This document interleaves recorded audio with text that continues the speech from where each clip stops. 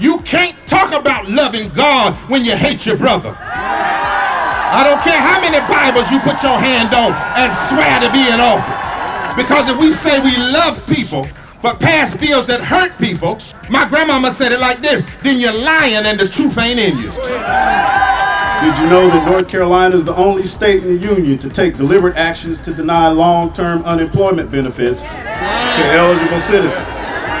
Did you know that 25,000 uninsured veterans who served our country will lose out on coverage because of the decision made by Governor McCrory and the General Assembly to refuse Medicaid expansion? Did you know that fracking is currently illegal in North Carolina, but the House and Senate have introduced bills that will bring fracking and its dangerous consequences to our state? Did you know that North Carolina is ranked 46 in teachers' pay? Did you know that 64,000 military families will be affected by the proposal to abolish the state earned income tax credit? Did you know that the General Assembly has repealed the Racial Justice Act? Did you know that 9,635 vouchers would divert $90 million in funding from public schools for next school year? Did you know that North Carolina hospitals will lose $13 billion with a B dollars in the next 10 years? Don't tell me you are pro-life when the Senate's budget kicks low-income pregnant women off of Medicaid and refuses prenatal care. Did you know that Senate Bill 786 would increase racial profiling and would continue to criminalize the immigrant community? Did you know that the Senate budget eliminates 6,800 teacher assistant jobs? 30,000 women without unemployment. Throughout the entire 20th century, North Carolina was in the bottom 12 states for voter turnout. It wasn't until we got early voting, same-day registration that we started coming back. And now they want to get rid of early voting. And now they want to get rid of same-day registration. Don't underestimate your power. It is having a ripple effect, North Carolina. The folks in the building over there, the majority, are so scared of you that they want to rig the elections to make sure your votes will not count. 66% of eligible women voters do not have a photo ID. They'll try to get rid of early voting. They'll try to get rid of same-day registration. This is immoral. It is sinful. It is an abomination.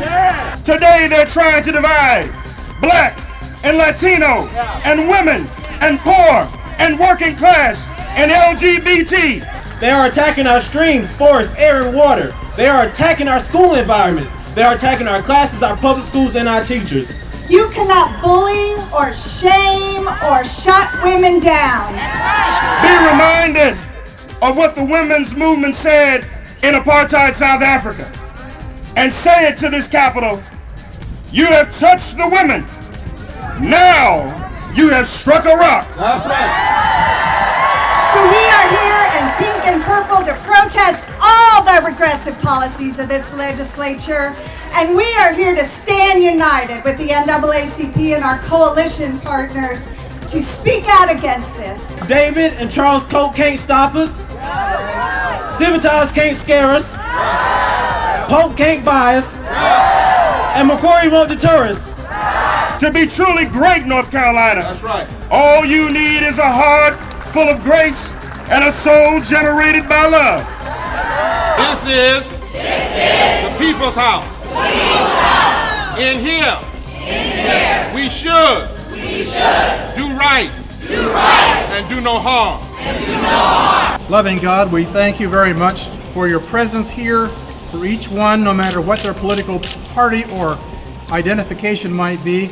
We want justice. We want to do it in love. We want to help that which happens in this building to do that which is right for all people in North Carolina. I want to speak out for all people who are not as fortunate as I am. So I'm here to represent them, that we are here, we should not be ignored, and we need to be treated with respect and dignity.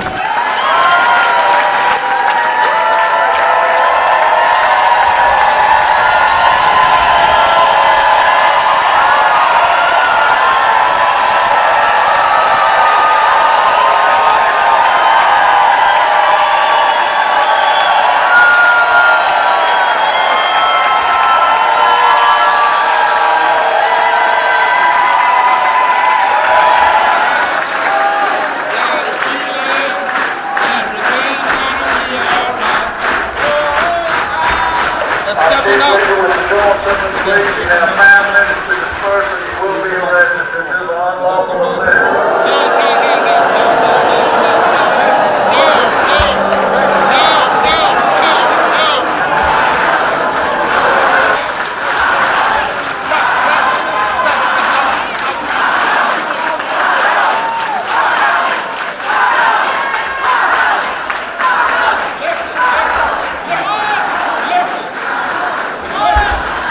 There's no need to boo the officers. That's ridiculous. They are being ordered to do this. Your focus is on McCory, Tillis, and Bergen. And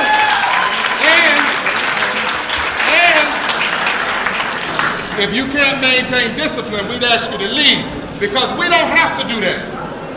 Our focus is on policy. Our focus is on legislation.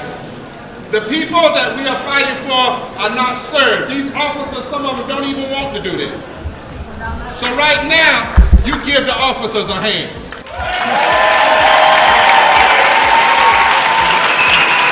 The agenda is education. The agenda is the poor. The agenda are the unemployed. The agenda is women's rights.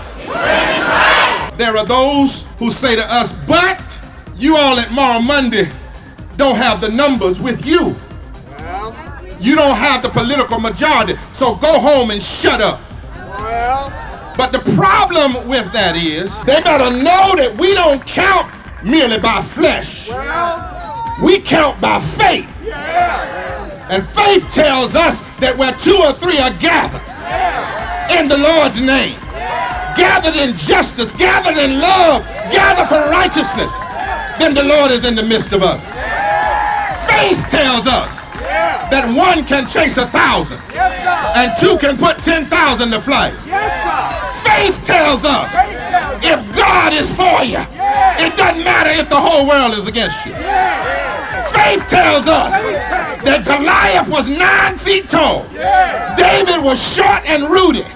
But when the dust cleared, it was reported that when you walk by faith, the bigger they come, the harder they fall.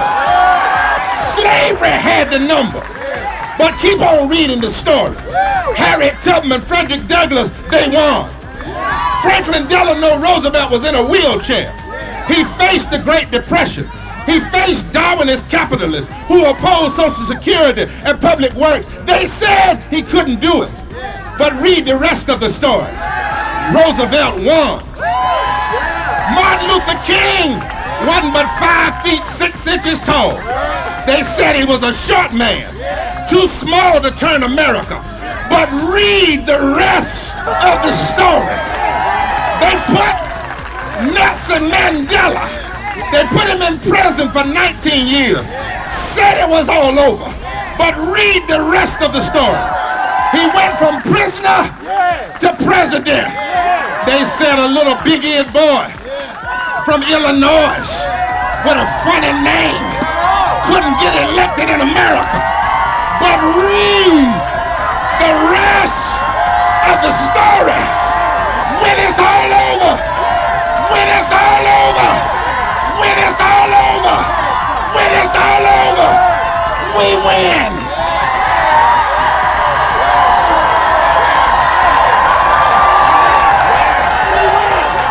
We win. We win. Forward together. Not one step back.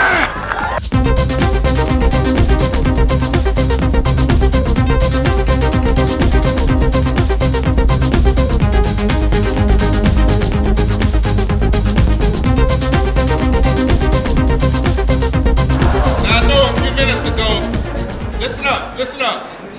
Y'all saw Officer Brock, and he got me from down here because he didn't want me to fall in the water. He knows I've already been baptized. So I don't mind. I'm thanking him for looking out for my safety. But we are baptized in justice, and we are baptized in what's right, and our agenda is right, and right always wins. Is that right? I've got a feeling. Jake Weber with Joseph, please, you have 2 minutes.